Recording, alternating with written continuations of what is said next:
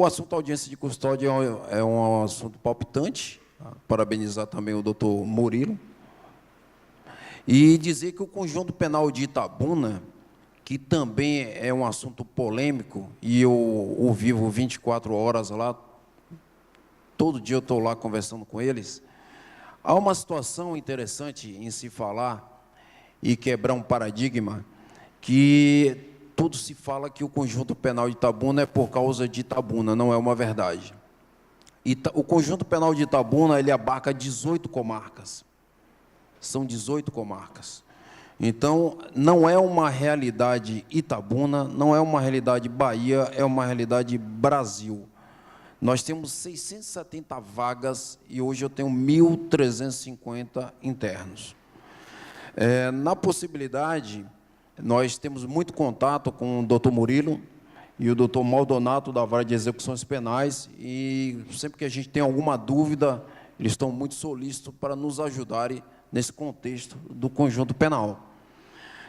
Relato também que nós estamos com uma equipe fazendo um estudo, e posso dizer que é um estudo pioneiro, que é um estudo que a gente está verificando a origem dos internos. Qual é a localidade que esses internos estão vindo para o conjunto penal? Para que isso? Para que a gente possa dialogar com as outras instituições na possibilidade de ações sociais. Então, de que bairro esses internos estão vindo? Nós temos lá também que o artigo do tráfico de drogas é o artigo campeão.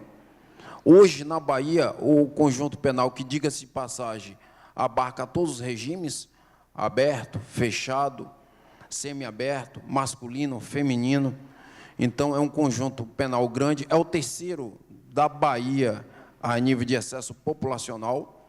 Nós só perdemos para Lemos de Brito, para Feira de Santana, e nós somos o terceiro. Mas muita gente me questiona e me pergunta, falando que a situação do conjunto penal de Itabuna é por causa de Itabuna. Não é verdade. Como disse anteriormente, são 18 comarcas, que elas migram todas para cá. Conversava outro dia que nós precisamos do apoio da sociedade organizada, e aqui, vereador Ricardo, eu gostaria de fazer uma solicitação, numa possível reunião, porque nós precisamos da sociedade, porque nós temos muitas oficinas de ressocialização na unidade, no conjunto penal.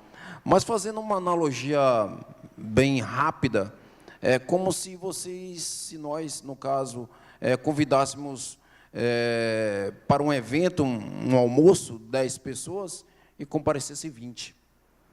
Então, a unidade, com as oficinas de ressocialização, elas ficam comprometidas por causa do excesso populacional, né? Então, em um pavilhão apenas, eu tenho 600 homens, num pavilhão apenas. E a capacidade da unidade é 670. Então, isso, como disse anteriormente, não é uma realidade só Itabuna, nem Bahia, é Brasil. Mas eu preciso que a sociedade organizada abarque e receba alguns internos. É polêmico, mas é verdadeiro, porque nós não temos no nosso Código Penal a prisão perpétua. Nós não temos. Então, eles voltarão para o nosso convívio. E como é que eles voltarão? Eles têm que voltar melhor. Nós temos que fazer o nosso melhor. E nós temos oficinas lá nesse intuito, né? Porque as pessoas pensam, não, eles estão lá e nunca virão. Eles virão sim. E nós queremos que eles voltem de uma forma melhor, mais agregada à sociedade. Isso pode parecer utopia, mas não é. Porque eu mesmo, que estou aqui em Itabuna, vira e mexe, eu encontro internos provenientes de lá, que tiveram a sua liberdade e conversam comigo na rua. Isso é uma verdade. E me encontro. Diretor, então, fica aqui a minha solicitação a Vossa Excelência, né? O assunto é palpitante.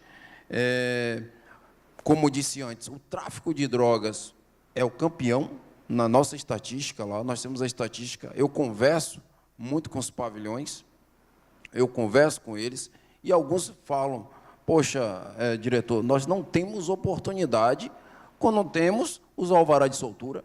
expedido pela justiça, não tem oportunidade. Então, essa pessoa que não tem oportunidade na sociedade, ele vai fazer o quê? Ele vai migrar novamente para o crime, algo que nós não queremos. Mas, em nome da Secretaria de Administração Penitenciária, nós se colocamos à disposição, agradecemos o convite. É um assunto palpitante, é um assunto complexo. Eu poderia até me alongar em mais detalhes do conjunto penal, mas posso dizer aos senhores e senhoras que é um desafio e a equipe é uma equipe grande que se debruça todo dia em vários desafios. Muito obrigado, boa noite. Antes de passar a palavra aqui para o capitão Ferreira, que ele também quer fazer umas considerações, alguma pergunta, né?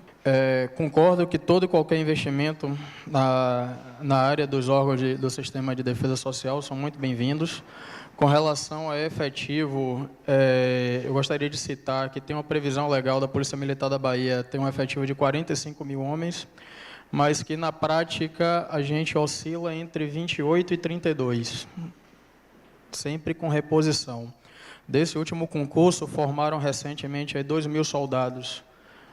Itabuna não recebeu nenhum desses policiais, porque a Bahia possui 417 municípios e muitas das unidades policiais não tinham efetivo nem para fechar a escala e ter efetivo de forma ininterrupta. Então, nós estamos aguardando dessa segunda remessa, inclusive temos um núcleo de formação e acreditamos que vamos receber efetivo. Então, normalmente, esses concursos são para reposição de efetivo e a gente não consegue ultrapassar e se aproximar dessa previsão legal. Até porque o governo tem a lei de responsabilidade fiscal e a parte pessoal está bem no limite. Porte de arma, eu imagino que tem posicionamentos diferentes e nós respeitamos, mas eu concordo com o doutor. O que foi citado aqui, o marginal, ele é oportunista, ele busca a ação delituosa onde ele não corra risco.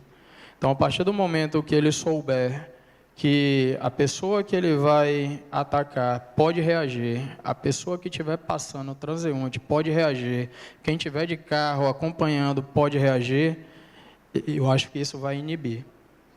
Então, podem ter posicionamentos diferentes. Então, desde que a pessoa justifique a necessidade de utilizar armamento, tenha capacidade técnica e capacidade psicológica, eu não vejo problema algum.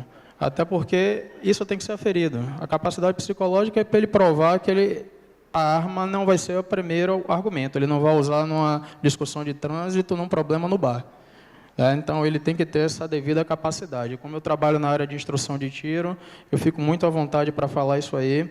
Com relação à instrução dos policiais, o senhor citou aí, nós ainda temos alguns problemas com relação ao material, mas melhorou muito a situação da Polícia Militar, aquisição de coletes.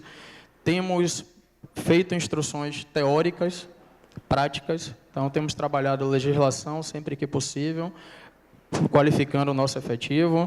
Temos uma portaria interna em que todo material vencido pode ser utilizado para instrução, então desde munição a material químico, e recentemente passamos por um ciclo de instrução coordenada pelos 2 oficiais que estão acompanhando aqui. Então, uma parte do nosso efetivo foi atualizada e a gente vai preparar o restante para também estar apto, sempre se qualificando. E, realmente, nós somos preparados para atirar para acertar. Certo? Nós temos um princípio do poder de parada, chamamos de stopping power. Então, quem aponta uma arma para um policial com a intenção de matar, ele vai receber tiro para morrer.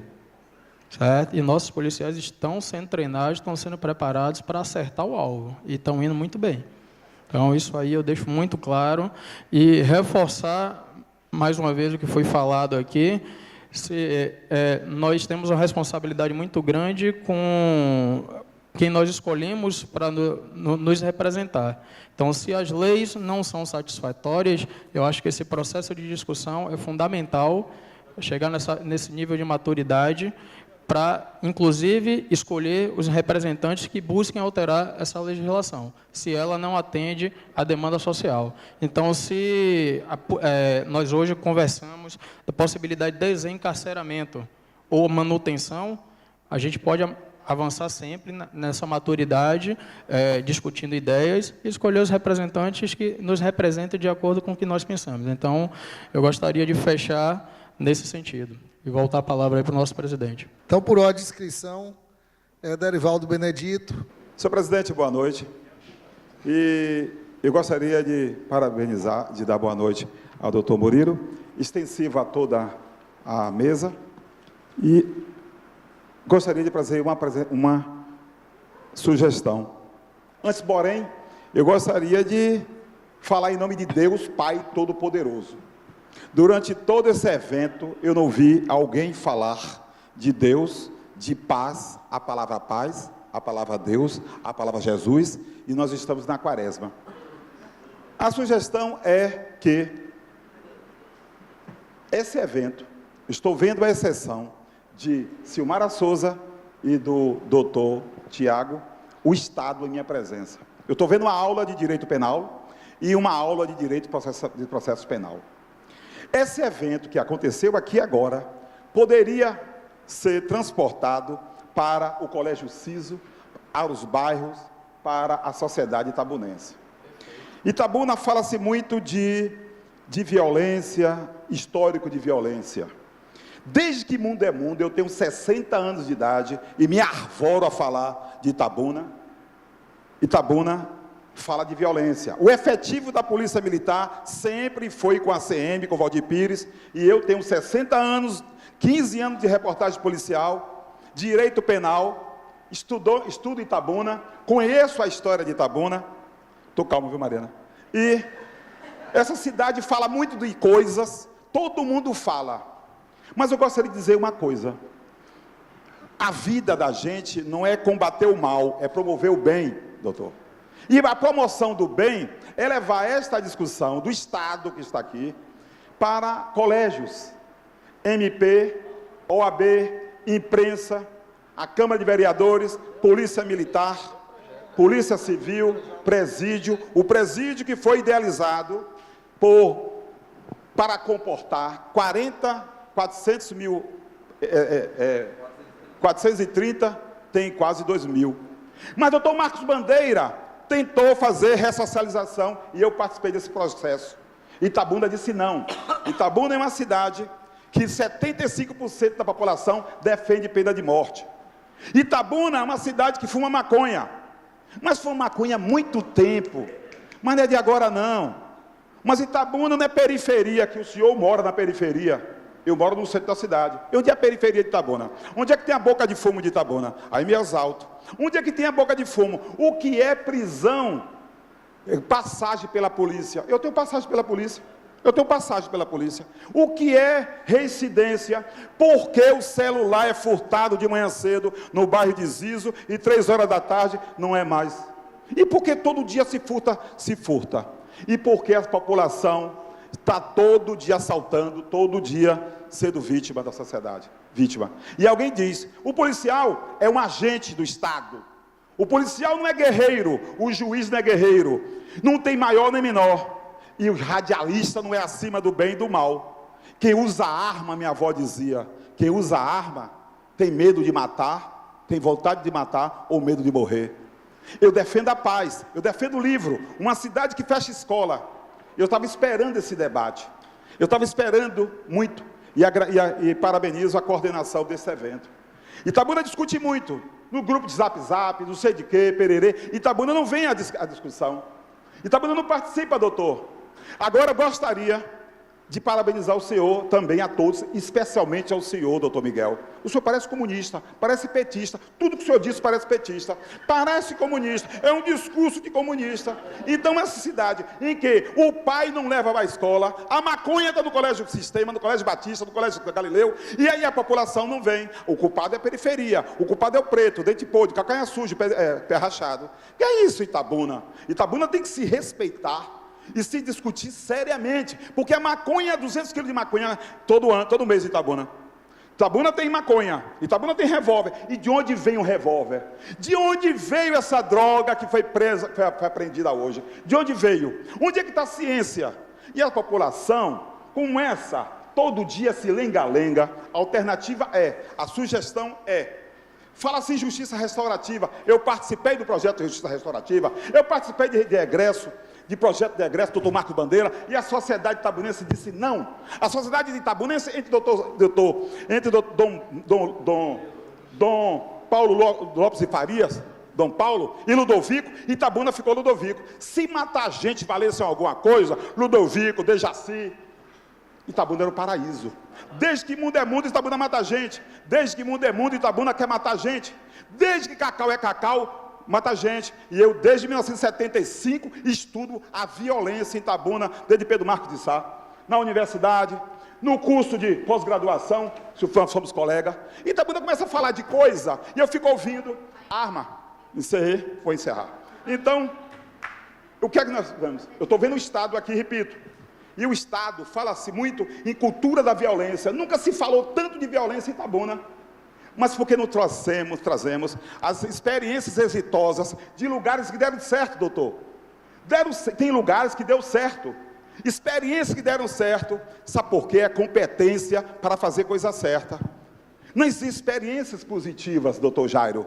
Existem locais que deram certo, é colocar a família dentro da escola, é colocar os pais dentro da escola, é levar uma aula dessa às pessoas. E a mídia, eu sou mídia, viu? Eu posso falar, eu sou mídia. Ah, porque a polícia prende e a justiça solta. Isso é um crime. É uma aula dessa? E por que tu não faz isso? E por que não leva o delegado? Por que não leva o policial? O policial é guerreiro, o policial está depressivo, meu amigo. E o colete desde 1900 ACM da Bahia. O policial está dando tiro no ouvido, dormindo, acordando, matando gente, tal. É um trabalhador como outro qualquer. Não está acima nem abaixo de ninguém. Então, se nós entendermos que nós somos seres humanos e não vivemos numa guerra de tráfico, eles estão em guerra. E se está em guerra, por que não acaba com a guerra? Se você sabe que o raio A, raio B, raio C, raio D existe... Bill Posidônio era pequenininho, no bairro da Conceição, meu vizinho. E hoje é chefe de tráfico. Bill Posidônio, pequenininho. Então, se é tráfico de droga, e por que não vai até o tráfico de droga? E por que não se descobre? Polícia Militar, Polícia Civil, tal. O crime compensa, Zé Aragão. Então, para encerrar, eu gostaria... O vínculo com droga, fala-se muito. A ideia é, para encerrar mesmo, né? O TJ nos bairros, audiência com a OAB, levar esse debate, essa aula magnífica que o senhor deu, de todos, eu destaco o senhor, doutor Murilo, e o doutor Miguel. Desculpe a ironia, que eu não aguento mais nessa cidade, eu nasci aqui, e alguém fala de CEPLAC, fala de não sei o quê, todo mundo fala, principalmente desse instrumento agora que imbecilizou todo mundo e nivelou. Então, facções, hippie, não vi hippie, eu vi tanto hippie fumar maconha e nenhum hippie ser serial killer. Então, coloca assim algumas coisas no mundo e cola o barro na parede, quando a doutora Sônia Maron fala. Itabuna precisa se ter vergonha na cara e trazer a família no colégio militar, no colégio Galileu, no colégio Sistema, no colégio Batista. Vamos militarizar a situação porque vai resolver problema. Se resolver esse problema, eu só aprendi a atirar no exército e mais nada. Então, não se busca culpado, não se fala em tiro e arma, se fala em livro, se fala em biblioteca, em uma escola, uma cidade que fecha colégio, uma cidade que fecha todo dia colégio, fecha creche, não pode discutir efetivamente a audiência de custódia. Com a palavra, Tia Nê. Eu estava aqui ouvindo o doutor Murilo, eu vim por causa do senhor. E quero aqui parabenizar você, Ricardo, e todos os vereadores presentes pela essa ação espetacular. Primeiro eu tinha curiosidade de conhecer o doutor Murilo e depois eu queria essa aula, né, que foi dada em relação à audiência de custódia. Eu ouvindo o senhor, doutor, o senhor disse que na audiência de custódia tem o juiz, né? Tem o preso que é entrevistado. Eu imaginava antigamente que entrevista era só para quem estava arranjando emprego. Eu pensava que o preso era interrogado, mas ele é entrevistado. Tem o Ministério Público e a Defensoria Pública ou o advogado de defesa. Então, eu pergunto ao senhor, doutor, a audiência de custódia não está em desarmonia com a própria justiça, pois ela contraria o principal elemento, que é a equidade. No momento em que o policial não está lá para poder dar o seu depoimento, e nem a vítima está lá para dar o seu depoimento, não está tirando o respeito da igualdade de direito deles. A justiça não dá um direito igual para todos. Então, a audiência de custódia, ela tira o direito da vítima e do policial que prendeu. E no momento em que o preso está lhe dando a entrevista, que eu achei até o termo engraçado, sabe, doutor? A entrevista, a palavra dele é que tem valor. E o crime que ele cometeu não aparece. Então, eu achei assim uma coisa assim meio injusta, né? Porque na hora que, como ouvimos falar na audiência de custódia, ela foi criada para garantir os direitos humanos. Não é isso? Então, do preso. Nesse caso, do preso. Contudo, é necessário que esse direito seja exercido de maneira que nós, da sociedade, não sejamos preteridos. No caso da audiência de custódia, a sociedade é preterida. A vítima é preterida. Ela não está ali para dizer da maneira que ela foi atacada. Tem uma coisa muito engraçada. Eu sou também da periferia, eu sou da Califórnia. 48 anos eu moro na Califórnia, que eu sou lá de Bicaraí. Eu conheço quase tudo. Eu fui presidente do bairro da Califórnia 3 vezes. Eu sou muito conhecida em Itabuna pelo apelido de Tia Ney. As pessoas me chamam de Tia Ney e eu gosto. Então, existe meninos lá que já foram presos e no período de 15 dias eles foram soltos. Foram presos, foram soltos, foram presos, foram soltos. Período de 15 dias. Eu queria saber, o senhor disse aqui que é liberdade provisória, que eles têm que se apresentar, tem uns processos. Mas, então, qual é o critério do que entra e sai, o reincidente? Qual é o critério desse reincidente para ele ser liberado dentro do processo da audiência de custódia? Ele assaltou com um revólver, a polícia prendeu, levou, ele foi para a audiência. Eu soube, não sei se está correto, que dentro de janeiro até agora, março, foram conduzidos para a DP, doutor Miguel, 189 elementos infratores. Desses 189, 82 foram encaminhados à audiência de custódia. 48 foram liberados. 34 foram reconduzidos à prisão. Então, são 58,5% de liberados. Qual é o critério? A reincidência, eu pergunto ao senhor. O senhor me disse assim, o senhor disse uma coisa bem importante que me deu assim, o senhor disse assim, todo preso deverá ser levado a uma autoridade, que possa avaliar sua prisão sem demora. Não foi isso? Mas o delegado é uma autoridade capacitada, porque os nossos delegados, eles todos são formados em direito. Então, o delegado, está vendo aí uma coisa que eu não estou conseguindo entender. Então, o delegado não tem essa capacidade de fazer essa avaliação no momento em que o cara foi preso, né? Já que eles têm a capacidade dada pelo seu conhecimento jurídico de avaliar. Então, são essas coisas que eu fico, sabe, sem entender, porque eu estou com uma amiga, doutor Murilo, eu estou com uma amiga, e eu pedi a ela para ver se ela dava para ela vir comigo, mas não deu para ela vir, que ela foi atacada 3 vezes pelo mesmo cara.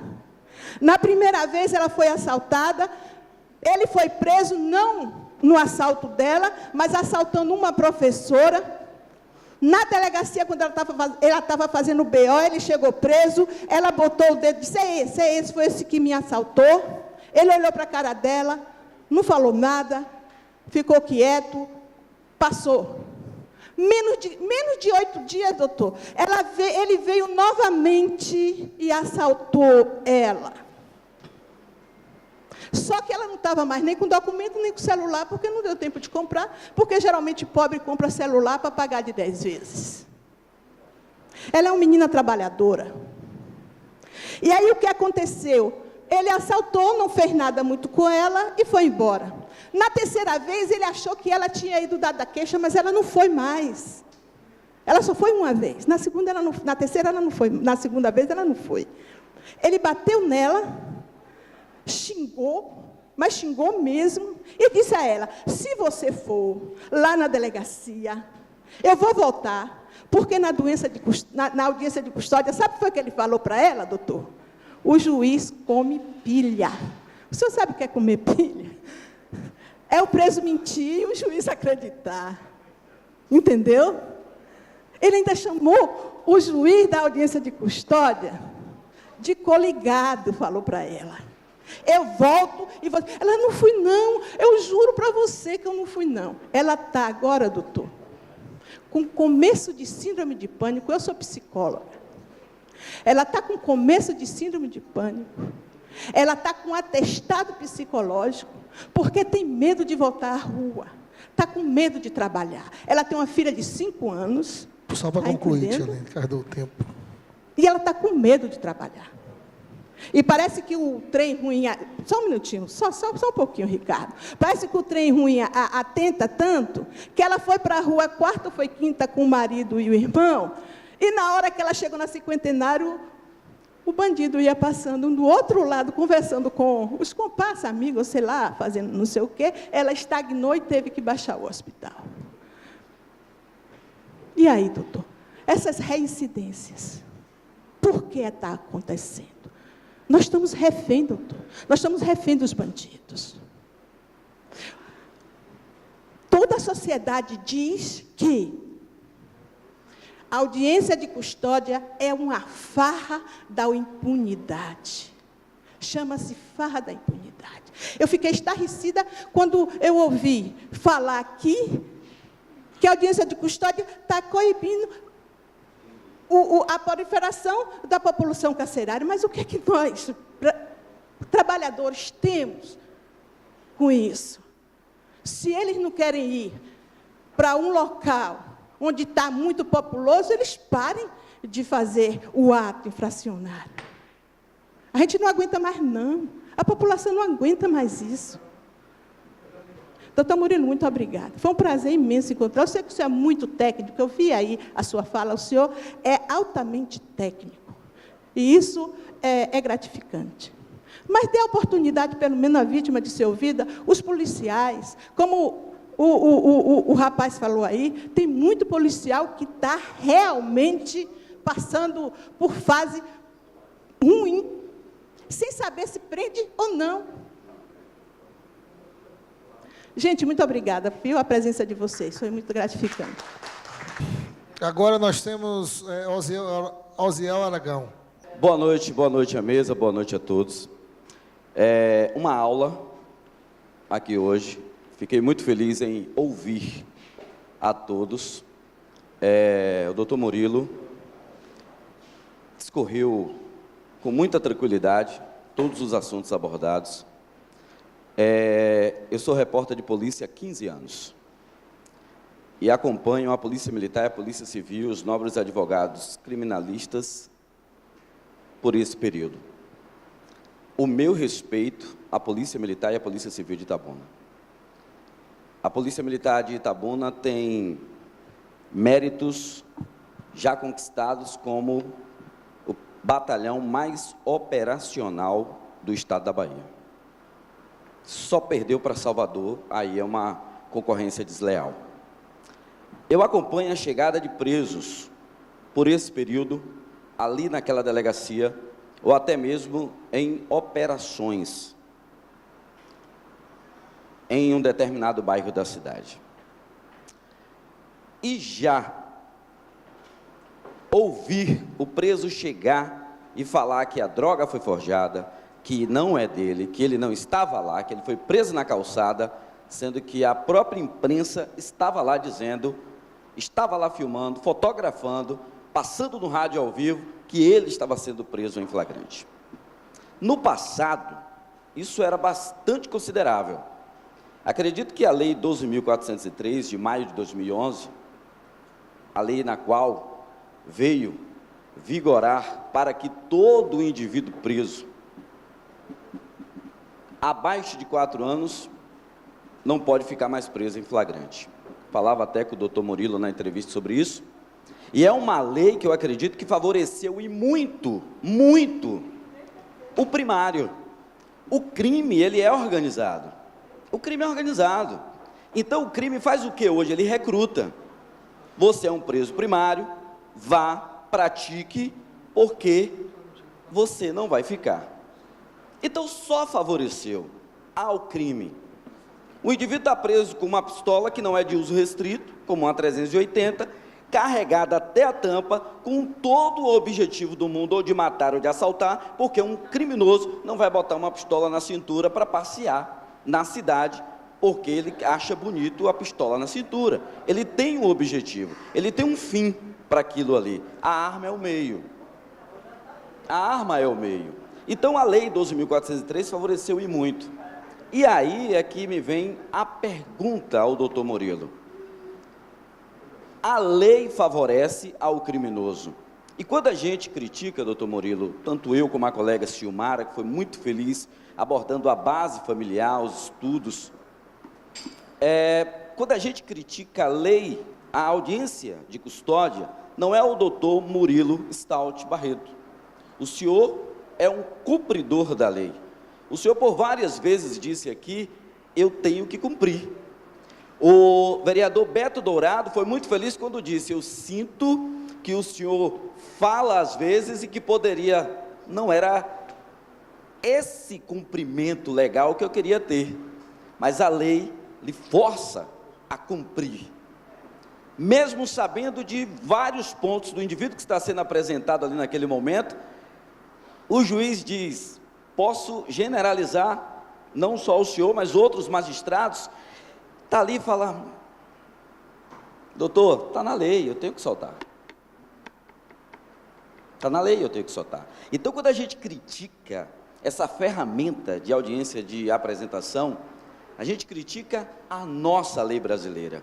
Então, a pergunta é, o nosso sistema político, as pessoas que a gente escolhe para colocar lá como deputado, como senador, um prefeito, um vereador, são essas pessoas que devem modificar o que está errado, para que quando o indivíduo for apresentado ao senhor, o senhor tenha o poder da caneta, da interpretação, e não somente seguir aquela risca e falar, você tem que ficar. Eu acredito que a sociedade, ela não está aqui porque não é uma cultura. Eu falava com a Mariana que se colocar o assunto mais quente do mundo, que esse é palpitante, como disse o capitão Adriano Jacome, a audiência de custódia na rede social, ela ferve. Se eu colocar agora uma enquete na minha rede social, eu tenho cerca de 20 mil seguidores, vai bombar, e é capaz do senhor ser o alvo de muitas críticas, porque de forma leiga, como nós somos, sou advogado, sou repórter, eu vou talvez criticar o senhor também, mas por ser um repórter de polícia e acompanhar todos os trâmites, eu não critico o juiz Murilo Stout, mas se o sistema legal, ele é falho, é ele que não funciona. Quando a lei foi sancionada pela ex-presidente Dilma, falei, pronto, agora está tudo certo. Eu vou botar uma arma na cintura, sou primário, vou ser apresentado e vou ser solto. E o que a tia Nem disse é verdade. O preso antes falava, eu sou menor, hein, não toque em mim não, o Ministério Público está aí. O preso hoje não fala isso.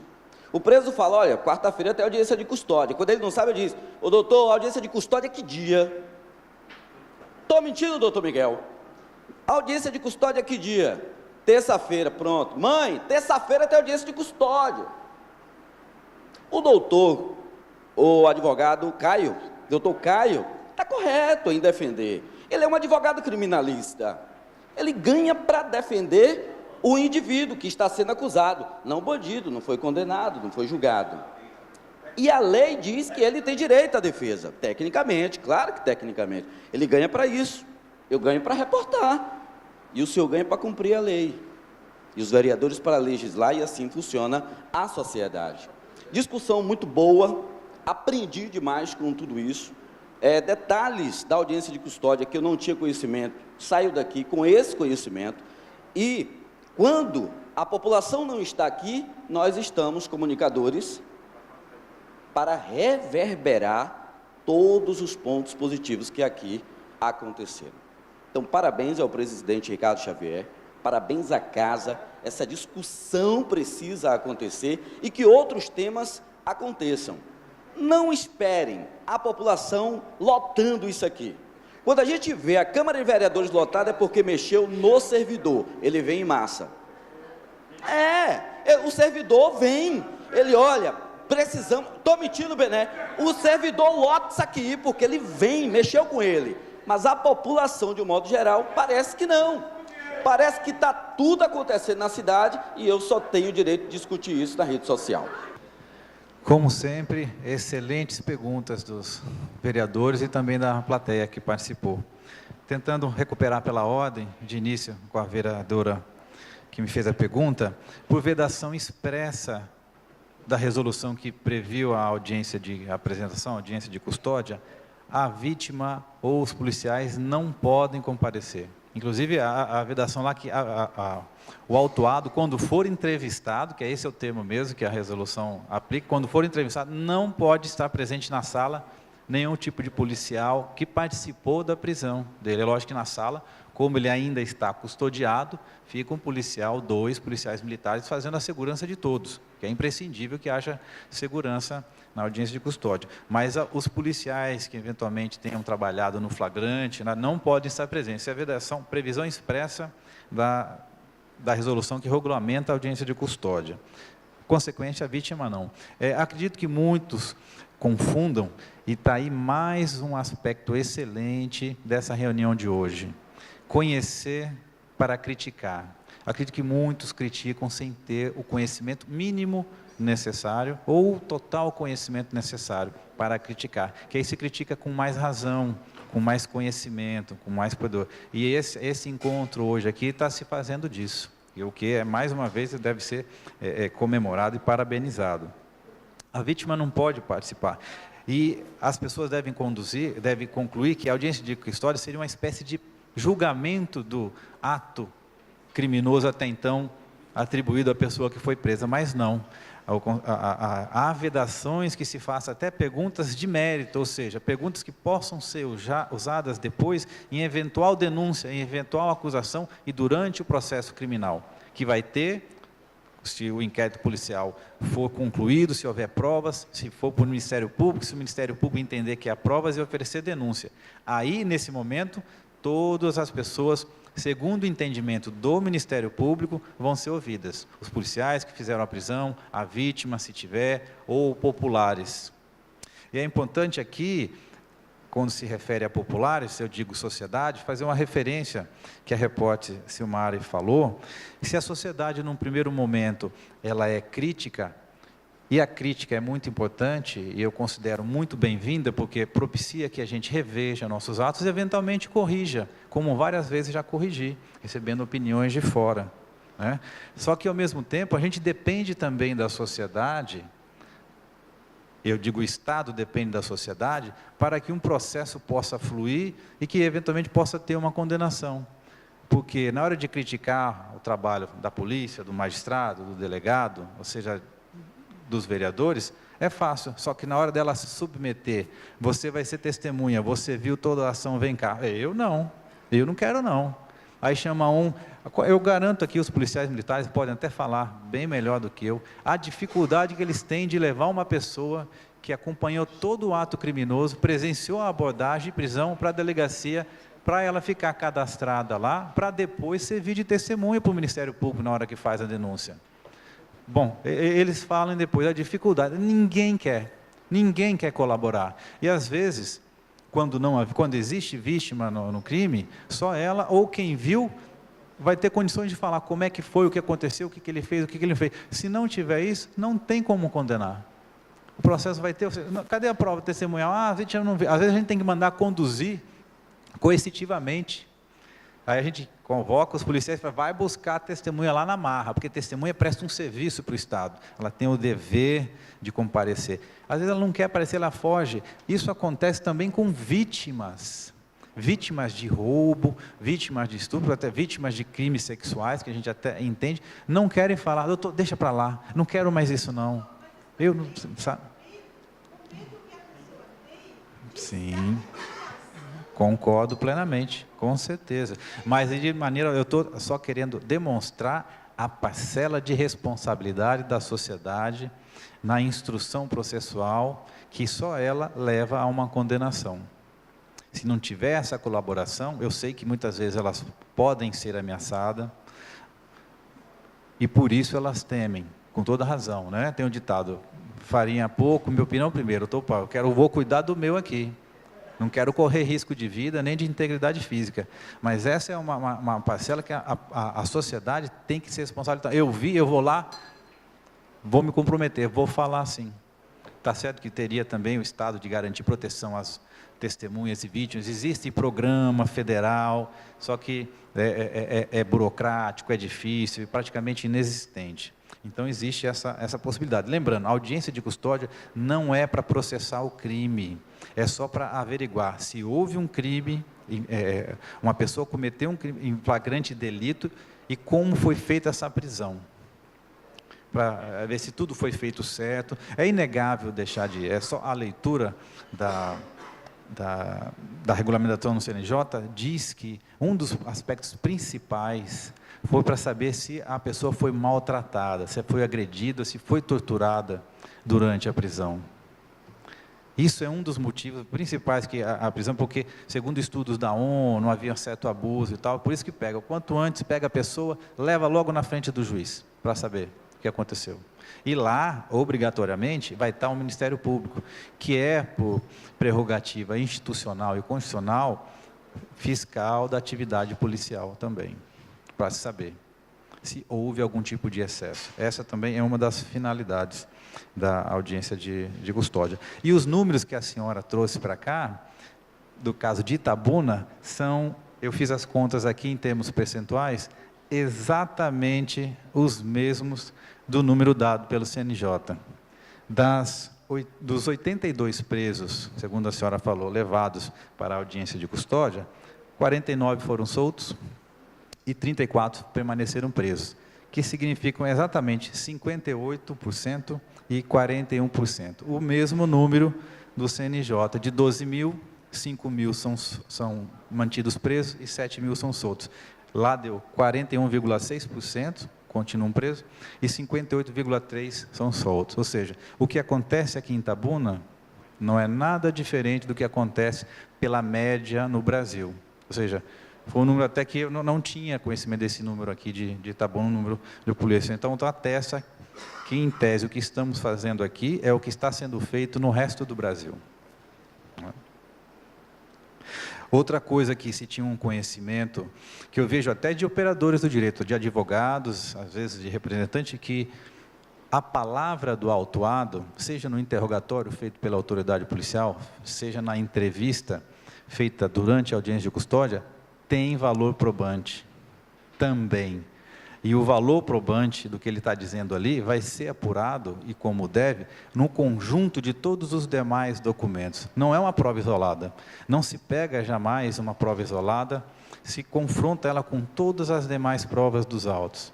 Não é que eu falei, está falado e acabou. Se vai apurar e se vai confrontar o que está sendo dito por uma pessoa, com todo o restante do material probatório dos autos, com todas as outras declarações, os outros depoimentos, para se dali extrair o que é verossímil, o que é razoável, e com base nele apurar o que é tão perseguido no direito penal, que chama-se a verdade real. Coisa difícil de alcançar, mas essa é a meta do processo. Descobrir a verdade real para poder condenar e dar a pena justa. É muito difícil aqui em Itabuna que uma pessoa que tenha nos autos demonstrado a reincidência seja posta em liberdade. Eu posso falar por mim, nunca fiz isso. Agora, primeiro, o que é reincidência? Né? Talvez por desconhecimento técnico da expressão, reincidência é uma pessoa que teve uma condenação penal já, que foi confirmada em recurso, que a gente diz transitado em julgado, que esteja devidamente demonstrado e durante até 5 anos após o cumprimento da pena. A pessoa foi condenada com 5 anos, cumpriu 5 anos de pena, durante os outros 5 anos que ela ficar, ela ainda vai ser considerada reincidente. E isso se prova mediante documento, certidão nos autos. Se isso não está nos autos, a pessoa não é reincidente. Muito embora os senhores possam reconhecer ou saber, mas aquela pessoa já cometeu outros crimes. Mas o juiz precisa saber isso tecnicamente, por meio de um documento. Porque a jurisprudência, ou seja, o que as cortes de cima dizem, né? Se não tiver demonstração, por meio de certidão nos autos, não pode ser considerado uma pessoa reincidente. Então, essa informação tem que chegar por meio dos órgãos interessados que essa informação esteja nos autos. Porque o juiz imparcial, o juiz que trata as partes com isonomia, equidistante, ou seja, ele não pende nem para um lado nem para o outro, ele não faz esse trabalho. Justamente porque ele vai ter que julgar, então ele tem que ser neutro. Aliás, seria interessante aqui abordar, o juiz faz um papel de empatia. Ele faz um papel mais ou menos assim, para exercer a imparcialidade, que imparcialidade é algo quase impossível de ter.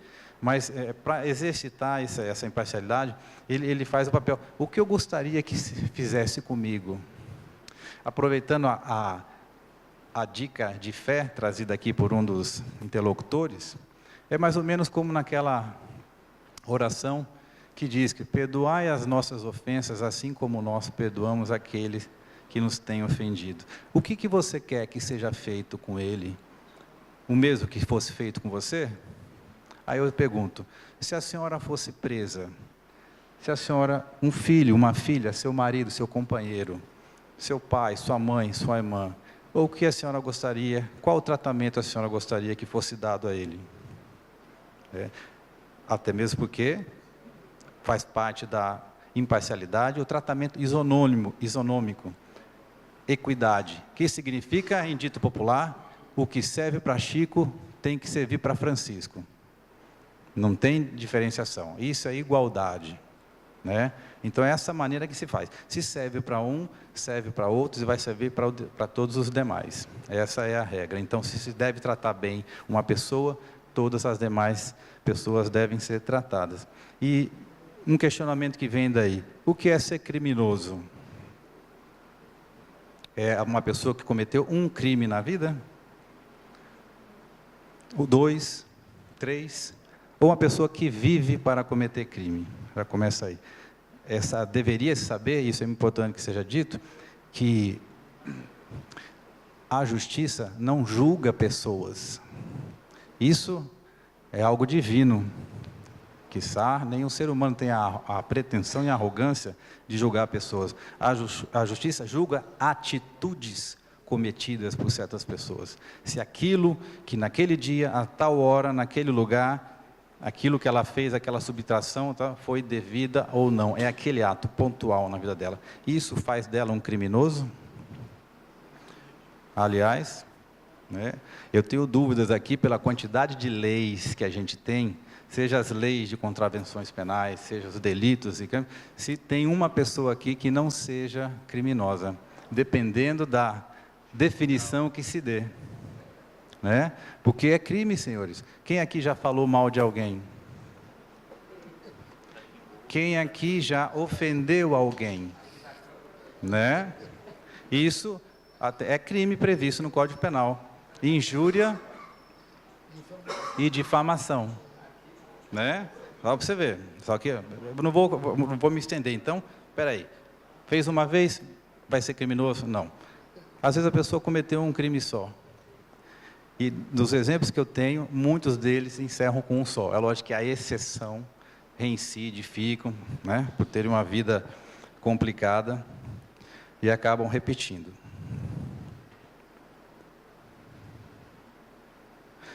É bom que se diga que, como eu disse no início, a prisão é considerada um ato administrativo. E a lei autoriza que qualquer um do povo faça uma prisão em flagrante.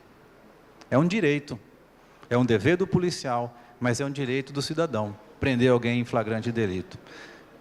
Por isso que, apreendida essa pessoa, ela deve levar imediatamente à autoridade policial, que faz aí já o primeiro análise da situação. Tá aí o papel importante do delegado de polícia, que estudou, tem que ser concursado, de carreira, e que exerce essa importante, ela ratifica esse ato, vai estar ratificando, e ratificando lavra o auto de prisão em flagrante. Ou seja, o papel dela já foi feito aí, porque é um ato até então cometido por um particular.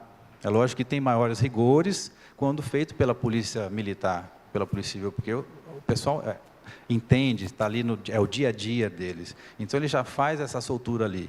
E o que o Pacto de São José da Costa Rica e a outra Convenção Interamericana de Direito quis dizer, que a pessoa que tem a sua liberdade restrita deve ser conduzida sem demora a uma autoridade com poder jurisdicional, ou seja, a uma autoridade que tenha poder de decidir sobre a liberdade dela, se ela vai ficar presa ou se ela pode ir solta.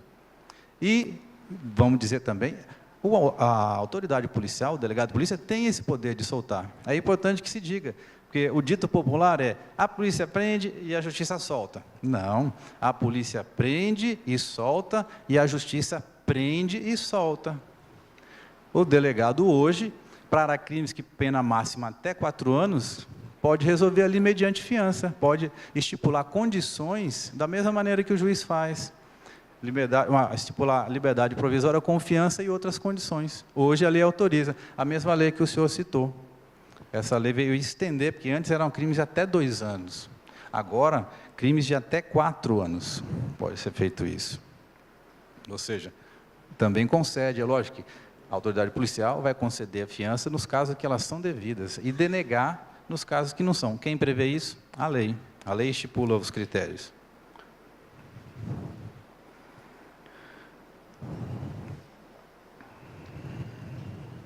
Bom, qual seria a solução para a audiência de custódia? Eu não sei em que sentido seria essa alternativa, ou seja, uma solução para se evitar, para se excluir, para se deixar... Ou seja, de qualquer maneira, a solução para a audiência de custódia é por meio legislativo. É conversando com os deputados federais e senadores para que essa mudança seja feita. Como se trata de competência da União, somente lei federal pode abordar sobre essa questão, né? E, atualmente, é bom que seja dito, está em tramitação o projeto de lei do novo Código de Processo Penal, que aborda essa questão nos termos semelhantes que já foi regulamentado pelo CNJ. Só para lembrar, além daqueles requisitos que eu falei com os senhores aqui, do artigo 319, o colega aqui, Aragão, fez uma pergunta, né, invocando a nova legislação que veio modificar um dos requisitos para decretar a prisão preventiva. Que além de certas condições, risco de reiteração criminosa, risco à ordem pública, à ordem econômica, que devem ser demonstrados por quem tem interesse que a prisão seja decretada, e deve estar nos autos prova certa de materialidade. Ou seja, não pode haver dúvida nenhuma de que um crime ocorreu. Se tem homicídio, tem que ter lá um atestado de óbito. Senão o corpo pode estar na rua e os autos na mão do juiz. Cadê aqui? Quem morreu? Ah, doutor, estão falando que morreu. Mas cadê o óbito aqui? Cadê a certidão? Não tem? Já faltou um requisito imprescindível. Certeza de materialidade, ou seja, certeza que um crime aconteceu. O outro requisito é indícios de autoria. Ou seja, não precisa ter a certeza, porque a certeza só vai ter depois se for para condenar, mas isso durante a instrução processual. Indícios de autoria, tem que ter elementos nos autos que indicam que ela foi responsável por ter matado aquela pessoa, por exemplo, nesse exemplo que eu dei. Tendo esses elementos, você passa para as etapas seguintes, que é se isso vai prejudicar a ordem pública, se vai reiterar, se não, e também os artigos, os elementos novos que foram introduzidos pela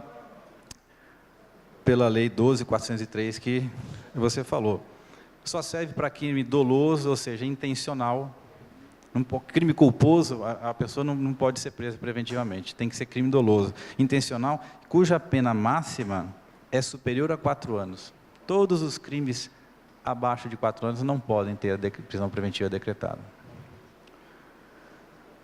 Se tiver, embora possa ter um crime menor, se ele tiver sido condenado por outro crime doloso em sentença transitada em julgado, que é a reincidência. E isso sim é reincidência. Reincidência não é o fato de você falar, eu sei que ele já cometeu vários crimes, isso não é reincidência para efeito penal.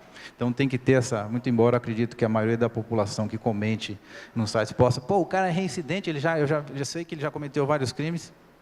Não é, tem que diferenciar a reincidência técnica da reincidência popular.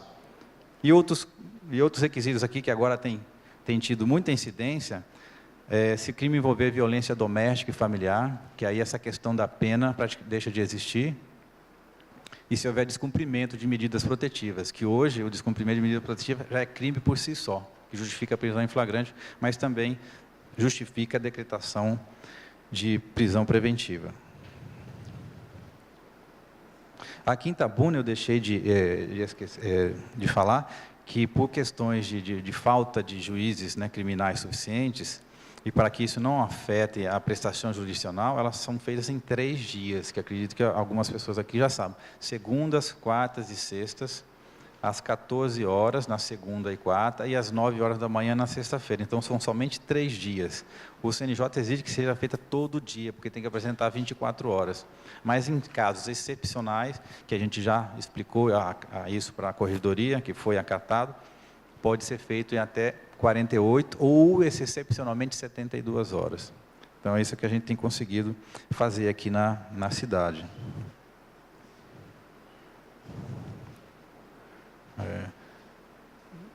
Essa questão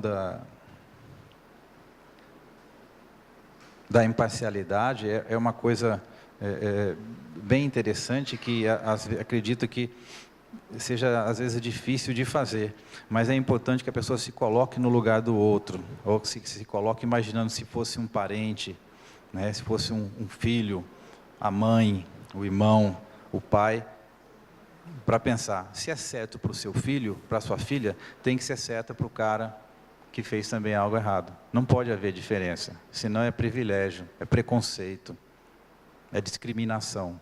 Aí já está começando a entrar numa vertente que é criminosa também, principalmente se for pautado, se um juiz se decidir assim, para o preto, para o pobre, para a puta, ele manda prender, para o filho do empresário, para o dentista, para o médico, aí ele já, não. Se ele manda prender o médico, o dentista, o filho do empresário, e manda prender o preto, o pobre, a puta, está tudo certo. Se o padrão é um e segue para todos, aí não tem problema. Pelo que eu pude anotar aqui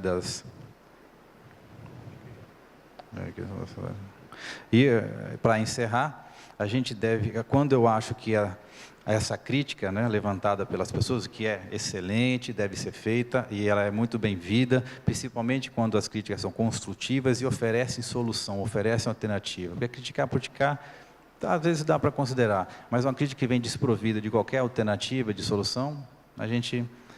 então a pessoa está exercendo o ato de falar. Mas quando se critica a audiência de custódia, não essa regulamentação pelo CNJ, porque não é um órgão legislativo, legitimamente eleito para essa finalidade. Mas se isso vier abordado pelo Código de Processo Penal, que vai ser votado pelos deputados e senadores, quando se critica isso, a sociedade está criticando a si mesma. Porque quando a sociedade elege um deputado, um senador, ela está outorgando um mandato para que ele faça em nome dele aquilo que ele gostaria que fosse feito. Se ele vota aquela lei, embora o contentamento seja que ele não votou diretamente, porque eu não estava lá, eu mandei fazer, a consideração que tem que ser feita é: você é responsável. Então a gente tem que pensar bem, quando se critica uma lei, está se criticando a si mesmo. E a sociedade, também é responsável por esses problemas todos de criminalidade que nos assolam, e não é só o judiciário, só a Polícia Civil, só a Polícia Militar, que são responsáveis pela criminalidade. Criminalidade pode ser uma falência do Estado, por não ter condições de financiamento, mas também é uma falência da sociedade, é uma falência da família, de uma maneira geral, é uma falência do pai e da mãe, e é uma falência da própria pessoa, se essa pessoa tem mais de 18 anos. Porque os menores até é outra sistemática e fica difícil. Então, tudo tem que começar aí. A própria pessoa, pai, mãe, família, sociedade, poder público, ou seja, chegou aqui ao poder público, tem que resolver tudo. Infelizmente, a gente tem uma cultura de extrativismo público, né? A gente quer tudo do poder público, quer tudo e não quer fazer nada. Às vezes a gente não cuida nem da nossa calçada, em frente de casa, liga, exige. Então, esse é o arremato que faço, deixando, mais uma vez, saudando a todos, agradecendo enormemente o poder estar aqui. Eu acho muito proveitoso essas oportunidades para a gente explicar, porque continue criticando, sim, se essa é a sua opinião, a gente é livre, mas com conteúdo, com conhecimento. Me colocando à disposição aqui para eventuais outros debates, sendo possível, podem ter certeza que vou ter o maior prazer de estar aqui participando. Muito obrigado a todos os presentes, em especial à Câmara de Vereadores.